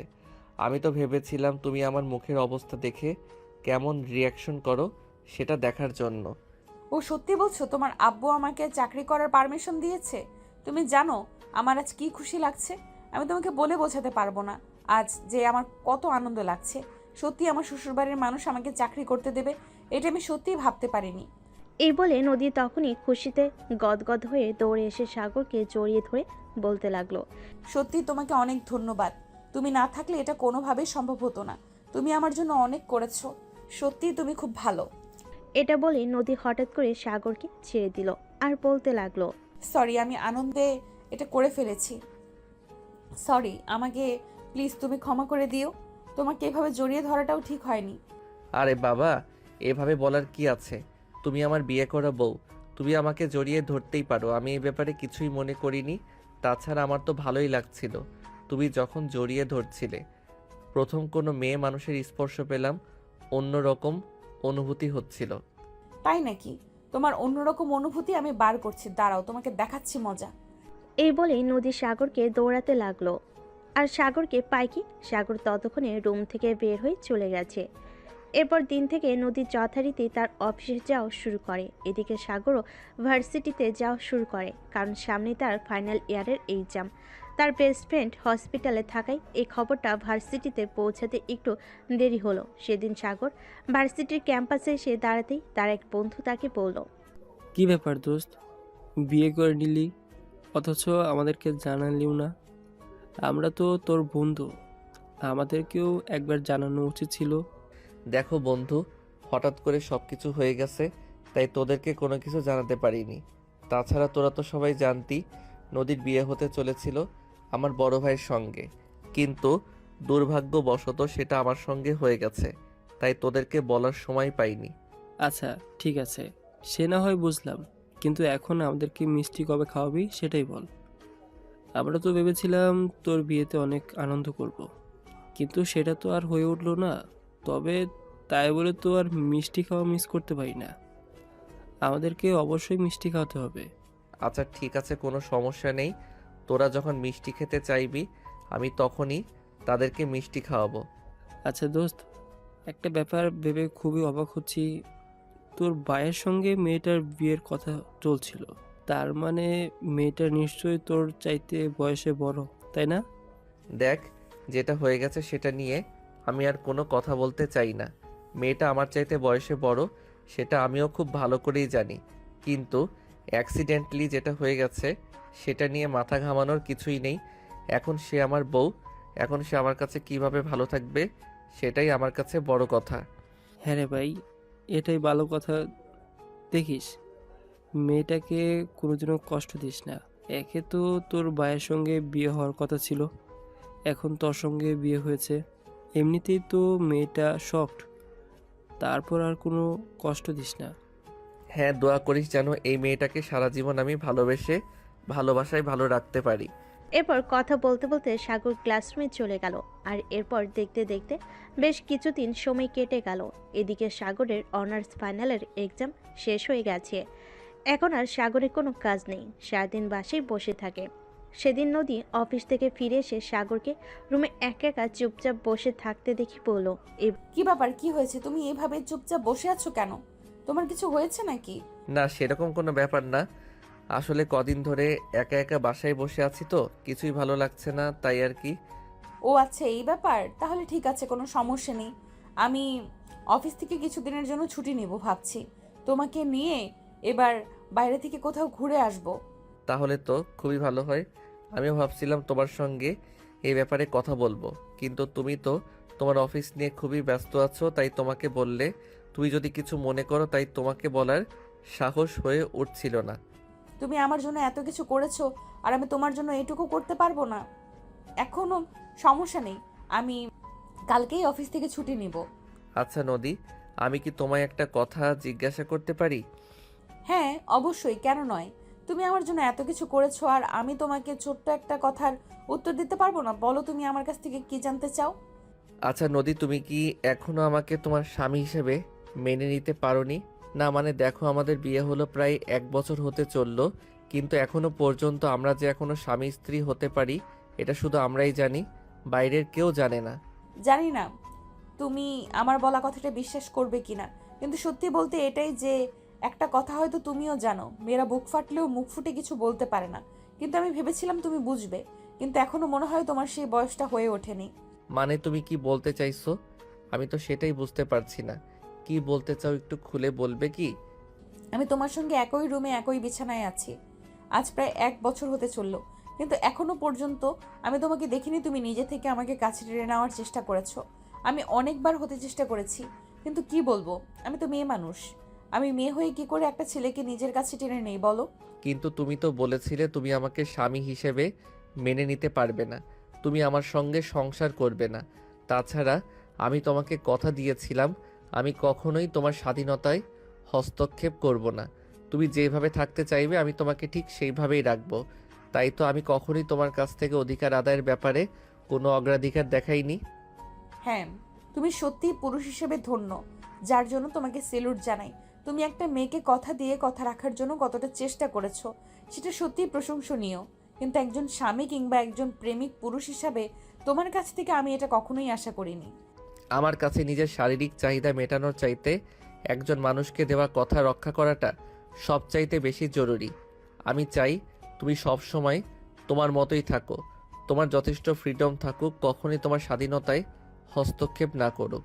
তুমি কি জানো ইতিমধ্যে আমার ফ্যামিলির মানুষজন কানাগোছা শুরু করে দিয়েছে। তোমার আর আমার মধ্যে যদি ভালো কোনো সম্পর্কই থাকতো তাহলে হয়তো এতদিনে তারা ছোট্ট একটা সুখবর শুনতে পেত। কিন্তু আমি বরাবর তাদেরকে এটাই বলে এসেছি যে আমরা দুজন দুজনকে সময় দিচ্ছি, সময় হলে অবশ্যই সবাই খুশির খবর শুনতে পাবে। তুমি আমার জন্য তোমার ফ্যামিলির মানুষদেরকে এইভাবে মিথ্যে বলে যাচ্ছ দিনের পর দিন। সত্যি আমি ভাবতে পারি না একটা ছেলে কতটা ভালো হলে এমন কিছু করতে পারে। আমি ভালো নাকি খারাপ সেটা আমি জানি না, তবে আমি এটুকু জানি যে কাউকে দেয়া কথা রক্ষা করা প্রত্যেকটা মানুষের দায়িত্ব এবং কর্তব্য। আমি তোমাকে কথা দিয়েছি আমি তোমাকে তোমার মতো রাখবো। তুমি যেভাবে থাকতে চাও ঠিক সেভাবেই রাখবো। আমি তো আমার কথার বরখেলাপ করতে পারি না। তুমি হয়তো আমাকে মেনে নিতে নাই পারো, কিন্তু আমি তোমাকে আমার স্ত্রী হিসেবে গ্রহণ করেছি। তোমার সব সুবিধা ও অসুবিধা দেখা আমার দায়িত্ব। তবে কি আমি এটাই মনে করব যে দায়িত্বের কাছে ভালোবাসা হেরে গেছে? কেন তুমি এরকমটা মনে করবে কেন? এরকমটা মনে করার তো কোনো কারণ আমি দেখতে পাচ্ছি না। ভালোবাসা ভালোবাসার জায়গায় আছে। তুমি আমাকে স্ত্রীর অধিকার দাওনি, তাতে কি হয়েছে? আমি কি তোমায় ভালোবাসি না? অবশ্যই আমি তোমাকে ভালোবাসি বলেই তোমার দেওয়া প্রত্যেকটা কথা রক্ষার চেষ্টা করছি। যদি তোমায় ভালো নাই বাসতাম তাহলে বাসর রাতেই তোমার কাছ থেকে জোর করে স্ত্রীর অধিকার আদায় করে নিতাম। কিন্তু আমি কি সেটা করেছি? হ্যাঁ, সেজন্যই তো বলি তুমি আমার দেখা আমার পৃথিবীতে সর্বশ্রেষ্ঠ পুরুষ। তোমার মতো মানুষ হয় না। সত্যি একটা মানুষ নিঃস্বার্থভাবে কাউকে এতটা ভালোবাসতে পারে আর এত কিছু করতে পারে, সেটা তোমাকে না দেখলে বুঝতেই পারতাম না। হ্যাঁ, তুমি একদম ঠিক ধরতে পেরেছো। আমার কাছে ভালোবাসা মানে ভালোবাসার মানুষ তার ভালো লাগা, ভালো থাকা। আমার কাছে ভালোবাসার মানে এই নয় জোর করে সব কিছু আদায় করে নেওয়া। আমার কাছে ভালোবাসার মানে শুধু শরীর নয়, আমার কাছে ভালোবাসা মানে হলো ভালোবাসার মানুষটা। ভালোবাসার মানুষটা যদি আমাকে ভালোবাসে আর আমি তার ভালোবাসাটা বুঝতে পারি, তাহলে সে নিজের থেকেই নিজের সব কিছু আমায় উজাড় করে দেবে। আমি কেন জোর করে তার কাছ থেকে কোনো কিছু আদায় করতে যাব? হ্যাঁ, একদম ঠিক। তোমার এই বিষয়টা বরাবরের মতো আমায় অবাক করেছে। আমরা দুজন একই রুমে একই বিছানায় আছি প্রায় 1 বছর যাবত। তুমি চাইলেই আমার ইচ্ছের বিরুদ্ধে গিয়ে আমার সঙ্গে শারীরিক সম্পর্ক করতে পারতে, কিন্তু তুমি কোনোদিনও আমার ইচ্ছের বিরুদ্ধে গিয়ে আমার হাত পর্যন্ত ধরোনি। বিয়ের পর সবাই কত আনন্দ করে বউকে নিয়ে হানিমুনে যায়, এই করে সেই করে, কিন্তু তুমি কোনোদিনও আমাকে জোর করে এটা বলোনি যে আজ ঘুরতে যাই। আমি তোমায় মাঝে মাঝেই বলেছি আমাকে রেস্টুরেন্টে নিয়ে যাও, আমাকে পার্কে নিয়ে যাও, আমাকে এখানে নিয়ে যাও, আমাকে ওখানে নিয়ে যাও। আমি বললে তুমি কোনোদিন না করনি, কিন্তু নিজে থেকে কোনোদিনও বলোনি যে আমি তোমাকে নিয়ে এখানে যেতে চাই। কারণ আমি অধিকার খাটাতে চাইনি। অধিকার খাটানোর অধিকার আছে বলেই যে জোর করে সেটা প্রয়োগ করতে হবে এরকম কোনো সংবিধান আমার হাদিসে নেই। তাহলে যদি বলি আমি সারা জীবন তোমার হয়ে থাকতে চাই, তুমি কি তাড়িয়ে দেবে আমায়? কখনোই না, প্রশ্নই ওঠে না। বিয়ে হলো পবিত্র একটা বন্ধন, দিয়ে যখন হয়ে গেছে তখন তো আমাদের দুজনকে একসাথেই থাকতে হবে। আমি কেন তোমাকে তাড়িয়ে দেব? তুই ভালো নাই বাসতে পারো, আমি তো ভালোবেসেছি তোমায়। হয়তো এরকমটা হয়েছে যে আমার ভাইয়ের সঙ্গে তোমার বিয়ে হওয়ার কথা ছিল, কিন্তু দুর্ভাগ্যবশত আমার সঙ্গে তোমার বিয়েটা হয়ে গেছে। তাই বলে আমি কখনোই তোমায় অবহেলা করব না। তুমি আমার স্ত্রী, আমার কাছে পৃথিবীর সবচাইতে সেরা সুন্দরী এবং সর্বশ্রেষ্ঠ নারী। সত্যি সাগর, আমি তোমায় অনেক ভালোবাসি। আসলে চেনা নেই জানা নেই একটা ছেলের সঙ্গে আমার বিয়ে ঠিক হলো, তারপর সে আমাকে বিয়ে না করে অন্য একটা মানুষের সাথে পালিয়ে গেল, তারপর আবার তারই ছোট ভাইয়ের সঙ্গে আমার বিয়ে হলো। সবগুলো আমার কাছে কেমন যেন ঘোলাটে লাগছিল। আমি বুঝতে পারছিলাম না আমার কি করা উচিত। তাই হয়তো আমি ভুল করে তোমাকে অনেকটা কষ্ট দিয়ে ফেলেছি। প্লিজ আমাকে ক্ষমা করে দাও। দূর পাগলি, এভাবে বলতে হয় না। তোমার জায়গায় আমি থাকলেও হয়তো সেরকমটাই করতাম। তাছাড়া ভাইয়া যখন কাউকে কিছু না বলেই বাড়ি থেকে চলে যায় তখন আমারও খুব খারাপ লেগেছিল। তোমাকে আমি নিজের ইচ্ছায় বিয়ে করতে চাইনি। আমার বাবার সম্মান আমার কাছে সবচাইতে আগে ছিল। আমার বাবা তোমার বাবাকে কথা দিয়েছিল তোমাকে আমাদের বাড়ির বউ করে আনবে। বাবার কথা রক্ষা করতে গিয়ে আমাকে এটা করতে হয়েছে, কিন্তু তার মানে এই নয় যে আমি তোমায় ভালোবাসি না। তোমায় ভালোবাসতাম যেদিন তোমায় বউ করে এই বাড়িতে নিয়ে এসেছিলাম, আর আজকেও ভালোবাসি। সত্যি সাগর, I love you so much. বলে নদী সাগরকে জড়িয়ে ধরে কান্না করতে থাকে। এটা দেখে সাগর নদীকে বলে, লাভ ইউ টু। পাগলি কান্না করে না, কান্না করছো কেন? আমার দেখা মহান পুরুষ তুমি। সত্যি কেউ একটা অচেনা অজানা মেয়ের জন্য এতটা করতে পারে আমার জানা ছিল না। ভালোবেসে বিয়ে করলেও হয়তো কেউ এতটা ফ্রিডম পায় না। সত্যি তুমি খুব ভালো একজন পুরুষ। তাহলে থাকছো তো সারা জীবন আমার সঙ্গে? কখনো ছেড়ে যাবে না তো?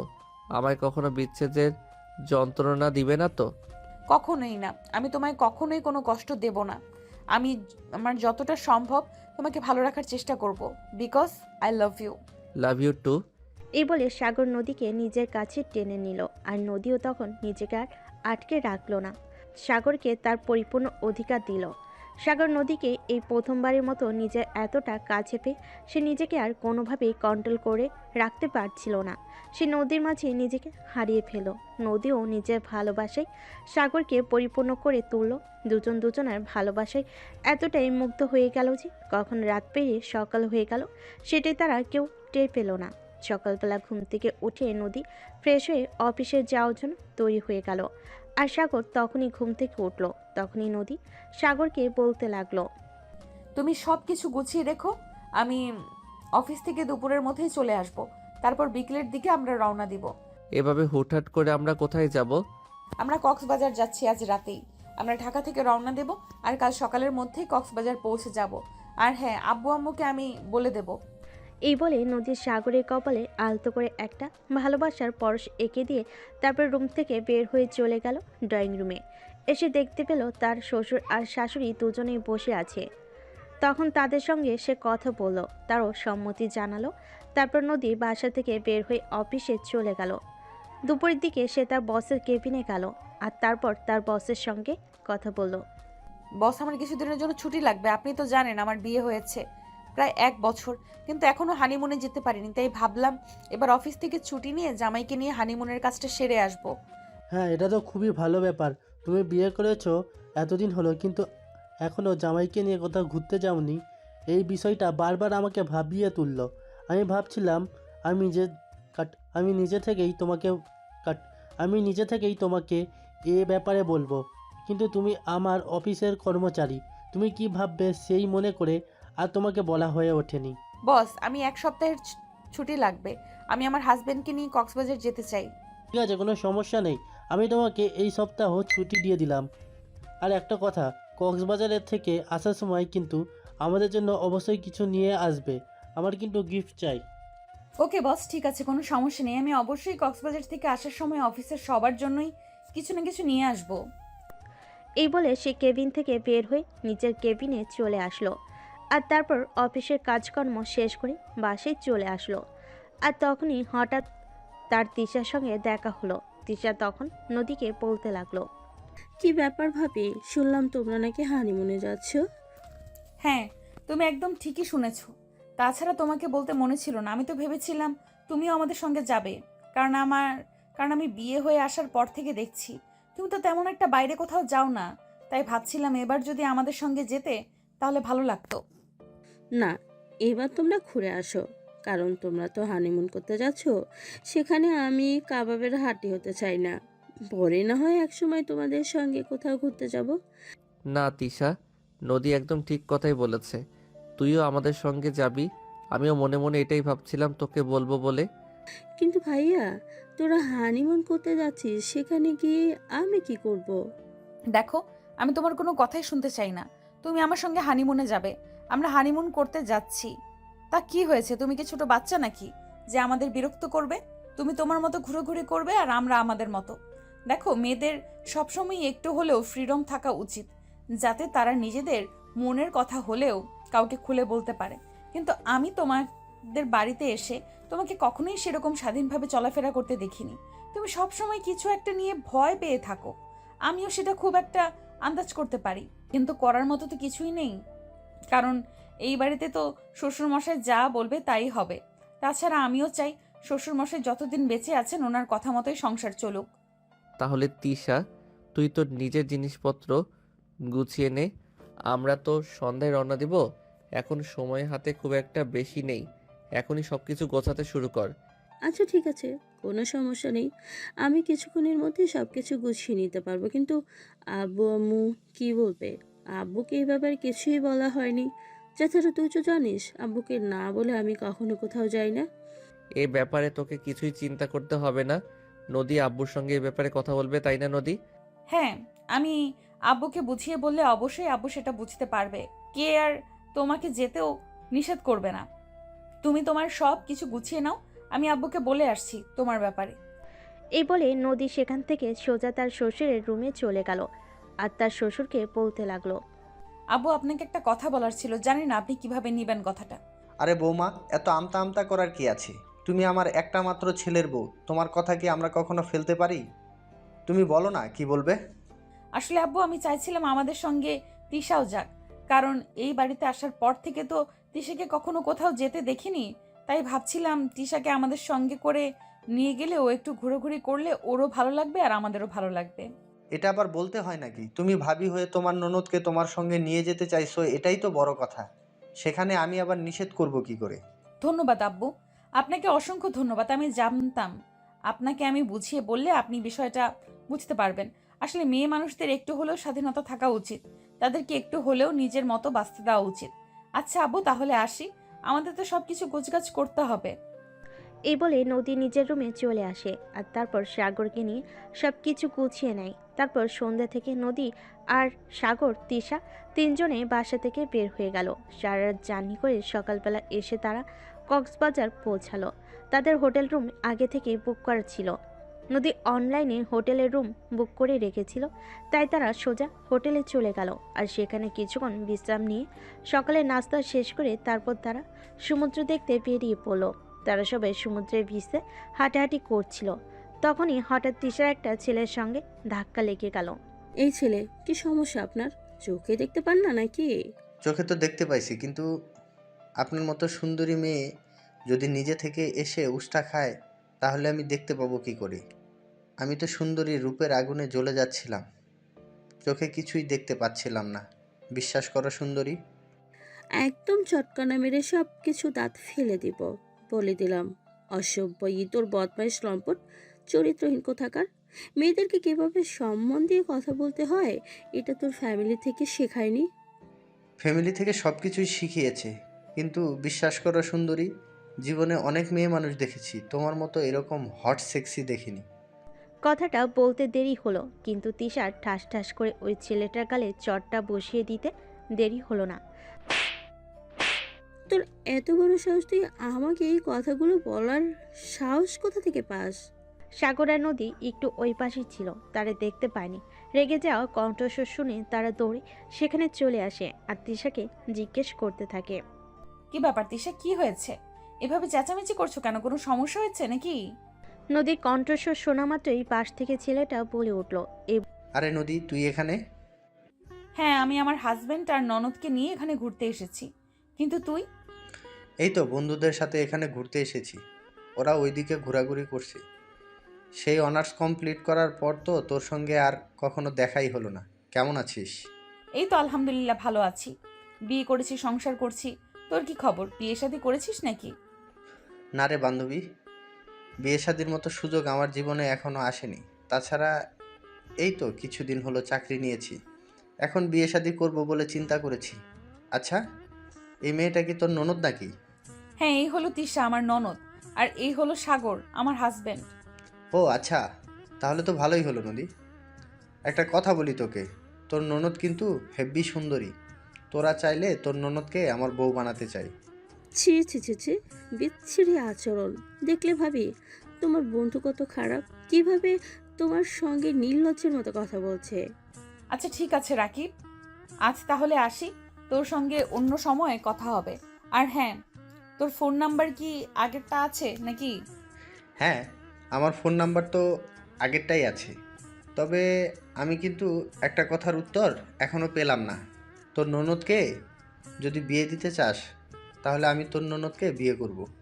তোর সঙ্গে এই ব্যাপারে কথা পরে বলবো, এখন আমাকে হোটেলে ফিরতে হবে। বলে নদী কোনো রকমে কথা কাটিয়ে সেখান থেকে চলে আসে। আর তখনই তিশা তার ভাবিকে বলতে থাকে, ভাবি, তোমার বন্ধুর আচরণ এতটা জঘন্য এটা আমি ভাবতেই পারিনি। তুমি ভুল ভাবছো রাকিব, এতটাও খারাপ ছেলে নয় যতটা তুমি ভাবছো। যে যথেষ্ট ভদ্র ফ্যামিলির ছেলে এবং যথেষ্ট ভালো। ইচ্ছে করে তোমার সঙ্গে একটু দুষ্টুমি করেছে আর কি, এর বেশি কিছুই না। তুমি যেরকমটা ভাবছো সেরকম একদমই নয়। ভাবি, তুমি এখন ওই ছেলেটার হয়ে সাফাই গেছো? এটা আমি ভাবতেই পারছি না তোমাকে আমি কত ভালো মনে করি, আর তুমি কিনা এরকম একটা ছেলের সাফাই গেছো। আরে নাতিশা, তুমি আমাকে ভুল ভাবছো, সেরকম কিছুই না। রাকিব যথেষ্ট ভালো ছেলে, তুমি ওর সঙ্গে একটু মিশলে সেটা বুঝতে পারবে। আমি মিশবো, তাও আবার এই ছেলেটার সঙ্গে? কখনোই না। এই বলে তিশা নিজের রুমে চলে আসে। আর এরপর চলে গেল আরও 4-5 দিন। তারা সেখানে ঘোরাঘুরি করলো, আনন্দ করলো। সেদিন বিকেলবেলা সবাই মিলে সমুদ্রের বিচে সূর্য অস্ত দেখতে গেছে। সাগর আর নদী এক জায়গায় দাঁড়িয়ে আছে, কিন্তু তিশাকে হঠাৎ করে কোথাও খুঁজে পাওয়া যাচ্ছে না। তাই নদী তিশাকে খুঁজতে লাগলো। খুঁজতে খুঁজতে হঠাৎ একপাশে এসে দেখলো তিশা আর দুজনে একসঙ্গে দাঁড়িয়ে দাঁড়িয়ে কথা বলছে। তখন পিছন থেকে নদী তিশাকে উদ্দেশ্য করে বলল, কি ব্যাপার নন্দিনী, এখানে দাঁড়িয়ে দাঁড়িয়ে বুঝি প্রেম করা হচ্ছে? না মানে ভাবি, তুমি কি ভেবেছো আমি কিছুই বুঝতে পারবো না? আসলে আমার বন্ধুর মতো ছেলেকে অ্যাভয়েড করা তোমার মতো মেয়ের পক্ষে সম্ভব নয়। আমার বন্ধু কোনো দিক দিয়ে কম বলো শুনি? হ্যাঁ না মানে আসলে হয়েছে, এখন আর তোতলাতে হবে না। এখন বলো, আমি আব্বু আম্মুর সাথে কথা বলে তোমাদের বিয়ের ব্যবস্থা করব কিনা। সেটা করলে তো ভালোই হতো, তাহলে তো আর আমাকে কোনো কষ্টই করতে হতো না। দোস্ত, তোকে আমি একটা কথা বলেছিলাম না, আজ না হোক কাল তোর ননদের সঙ্গে প্রেম করেই ছাড়বো। হ্যাঁ, সেটাই তো ভাবছি। তুই যখন কোনো জিনিসের পিছু নিস তখন তো আর এত সহজে ওটার পিছু নেওয়া আবার ছেড়ে দিস না। আর তুই আমার ননদিনীকে বিয়ে করতে চলেছিস, তাহলে এখনো আমাকে দোস্ত বলে ডাকছিস কেন? ভাবি বলে ডাক। ঠিক আছে ভাবি, কোনো সমস্যা নেই, আপনি একটু তাড়াতাড়ি করে আমাদের বিয়ের ব্যবস্থা করে দিন। আপনি তো জামাইকে নিয়ে হানিমুন করতে চলে এসেছেন, আমি আমার বউকে নিয়ে কবে হানিমুনে যাব সেটাই চিন্তা করছি আর কি। নিজের ব্যবস্থা না হয় করে দেব, বিয়ের ব্যবস্থা না হয় করে দেব, কিন্তু তাতে আমার কি লাভ? তুই আমার কাছে যা চাইবি আমি তোকে তাই দেব, বল তুই কি চাস? কিছু না বন্ধু, তুই যদি আমার ননদিনীকে নিয়ে ভালো থাকতে পারিস তাহলেই হবে। এরপর আর কিছুই চাই না আমাদের। আচ্ছা দোস্ত, ঠিক আছে, তাহলে তাড়াতাড়ি শ্বশুর মশাইয়ের সঙ্গে কথা বলে আমার বউটাকে একটু আমার কাছে এনে দেওয়ার চেষ্টা কর, আমি আর একা একা ঘুমাতে পারছি না। আচ্ছা ঠিক আছে, তাহলে বাসায় ফিরে তোর সঙ্গে ফোনে কথা হবে। আমি ফোনে তোকে সব কিছু জানিয়ে দেব। আমরা আজকেই ঢাকা চলে যাব। এই বলে নদী রাকিবের সঙ্গে কথা বলা শেষ করে তিশা আর সাগরকে নিয়ে হোটেলে ফিরে এলো। তারপর সব কিছু গুছিয়ে নিয়ে সেদিন রাতেই ঢাকায় চলে আসলো। এরপর চলে গেল আরও 2-3 দিন। সেদিন বিকালবেলা রাকিব নদীকে ফোন করেছে। আসসালামু আলাইকুম, কি ব্যাপার দোস্ত, কেমন আছিস? ওয়ালাইকুম আসসালাম। এই তো আল্লাহর রহমতে ভালোই আছি। তোর কি অবস্থা, তুই কেমন আছিস? আমি কি আর ভালো থাকতে পারি?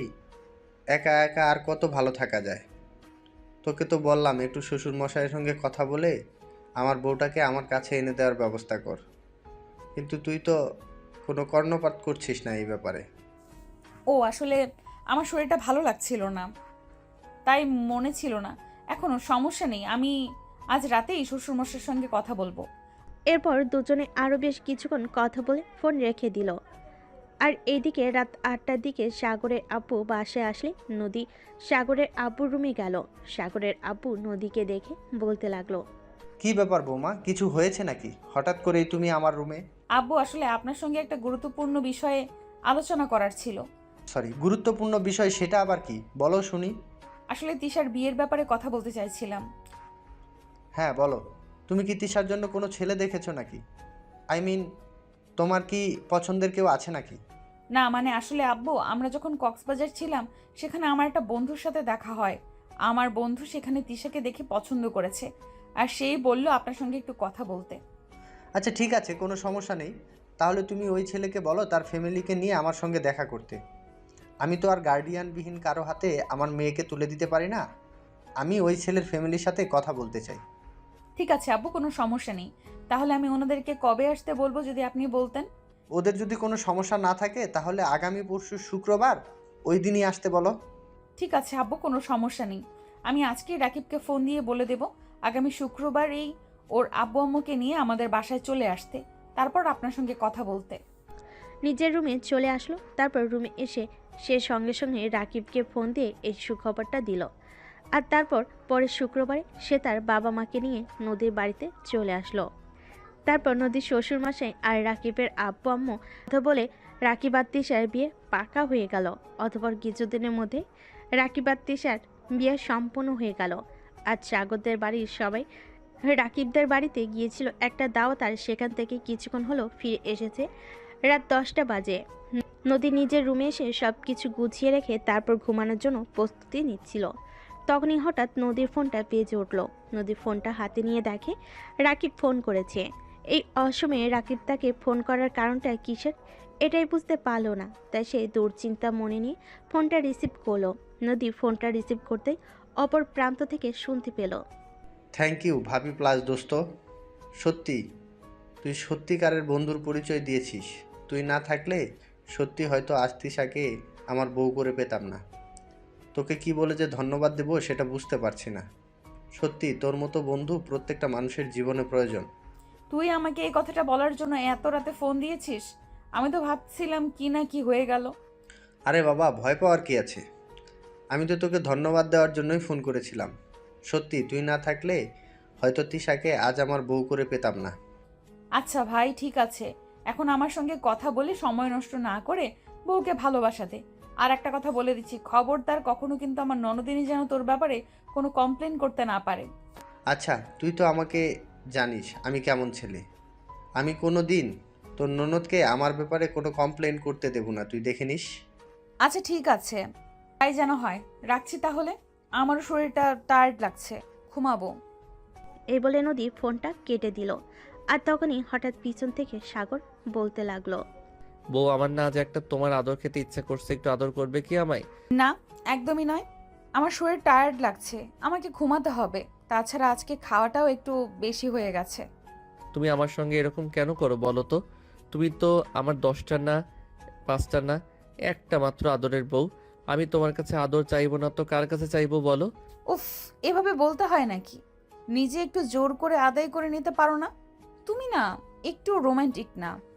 তোমাকে তো আগেই বলেছি আমি কারোর কাছ থেকে জোর করে কিছু নিতে চাই না। তাছাড়া তুমি আমার বউ, তোমার ইচ্ছা অনিচ্ছার একটা ব্যাপার আছে। আমি কেন তোমাকে জোর করব? এই শোনো, সব কিছু কারোর কাছ থেকে পারমিশন নিয়ে করতে হয় না। কিছু কিছু জিনিস আছে যেগুলো নিজের থেকে জোর করেও আদায় করে নিতে হয়, যেমন ভালোবাসা। আমি কি সব সময় আমার থেকে ইচ্ছে করে তোমাকে ভালোবাসা দেব নাকি? মাঝে মাঝে তো তুমি নিজেই আমার কাছ থেকে কিছু আদায় করে নিতে পারো। তাই? আচ্ছা ঠিক আছে, এখন যেহেতু তুমি পারমিশন দিয়েই দিয়েছো তোমার কাছ থেকে জোর করে আদায় করে নিতে, তাহলে তো আর আমার কোনো সমস্যা নেই। তাহলে এখন থেকে আমি আমার ভালোবাসা আর অধিকার তোমার কাছ থেকে জোর করেই আদায় করে নেব। তারপর সাগর নদীকে টান দিয়ে নিজের কাছে টেনে নিল।